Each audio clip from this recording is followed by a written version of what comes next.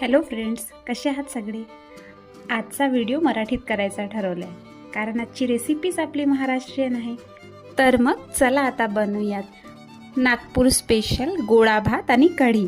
यासाठी मी 3 ते 4 तास चण्याची डाळ भिजत घातली होती. काही लोक तुरीचे डाळीचेही गोळे करतात, तर काही लोक तूर डाळ आणि चणा डाळ मिक्स करूनही गोळे करतात, पण आमच्याकडे चण्याच्या डाळीचे गोळे केले जातात.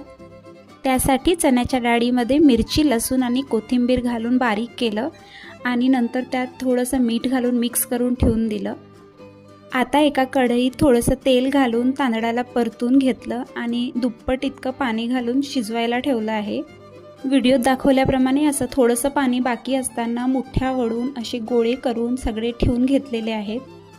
यानंतर थोडंसं कढईने पाणी सोडून घेतलेलं आहे, मध्येही थोडंसं पाणी टाकलेलं आहे आणि वाफेवर भाताला शिजू दिलेलं आहे. भात शिजेपर्यंत वाफेवर हे गोळे छान शिजून जात असतात.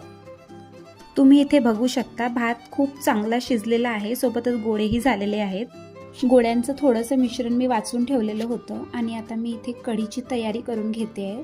त्यासाठी मिक्सरमध्ये लसूण, मिरची आणि सांबारला थोडंसं मिक्सरमधून काढून घेतलं आणि दह्यामध्ये बेसन, हळद, मीठ घालून फिरून घेतलं आहे. याला घोटत असताना मी थोडं पाणीही घालून घेतलं होतं.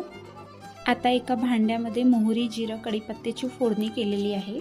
यातच आता वाटलेला मिरची आणि लसणाचा ठेचा पण घालून घेतलेला आहे आणि याला छान परतून मग हळद पुन्हा घालून घेतली आहे कारण याने रंग छान येतो.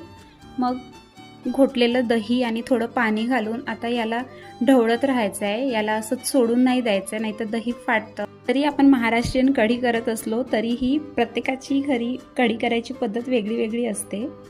मीही अशा प्रकारे करत असते. कढीला उकळी आली की मग गोळे सोडून घेतले आहे. गोळे सोडल्यानंतर लागलीच कढीला हलवू नका, नाहीतर गोळे फुटतील. गोळे शिजत आले की ते स्वतःहूनच वरती येतात. आता मी इथे मोहरी आणि मिरचीचं तेल करून घेत आहे. इथे आपली मिरची चांगली क्रिस्पी झाली पाहिजे.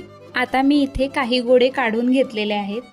आता मी तयार गोळ्यांमधले काही गोळे वेगळे काढून घेतले आणि त्याला असं जाडसर फोडून घेतलं आहे. सोबतच इथे मिरचीला फोडून चांगलं बारीक करून घेतलं आहे आणि यामध्ये सांबार आणि कांदा बारीक चिरून घातलेला आहे आणि यात मीठ आणि मोहरीचं तेल घालून मिक्स केलेलं आहे.